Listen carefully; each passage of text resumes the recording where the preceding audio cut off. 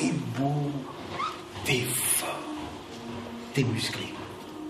C'est par ces mots que commence le premier livre écrit par Jérôme Aubineau. Beaucoup le connaissaient comme conteur, chroniqueur des petites choses du quotidien, à l'imaginaire sans limite. Aujourd'hui, à la demande des éditions Benjamin Média, son premier livre voit le jour.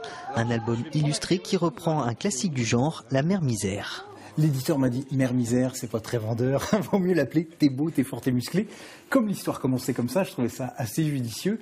Mais c'est effectivement un classique, c'est un conte traditionnel. Il y a plein de versions, on en retrouve en Normandie, en Bretagne. Et nous, dans l'histoire, on en a fait une fleur qui sort de terre, ce monsieur propre, ce génie des temps modernes dont cette femme qui est la Mère Misère, elle est folle amoureuse du seul homme qui est dans sa cuisine. Le seul homme dans sa vie, c'est monsieur propre. Et ça va être le génie, c'est vraiment l'élément magique de l'histoire. Je les infecte, tout va briller. Oh, Mère Misère. Oh, et la Mère Misère.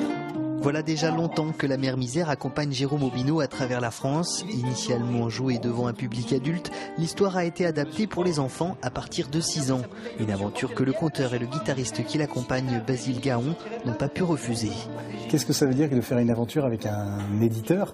C'est qu'ils choisissent l'illustrateur, donc je ne connaissais pas Charles Dutertre, donc j'ai découvert les images, c'était drôle parce que moi les images que j'avais de cette histoire de la Mère Misère, je la voyais en plein marais Poitevin, maison basse, folle amoureuse de monsieur propre, lui il en a fait un tout autre univers mais qui m'a vraiment beaucoup plu. Donc c'est un peu le hasard de la rencontre avec l'illustrateur, mais il se trouve que la magie a opéré puisque ça m'a plu. Cet album illustré d'une 50aine de pages est accompagné d'un CD, mis en voix et en musique.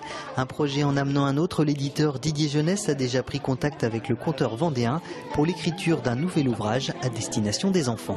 Et dans le village, on avait fini par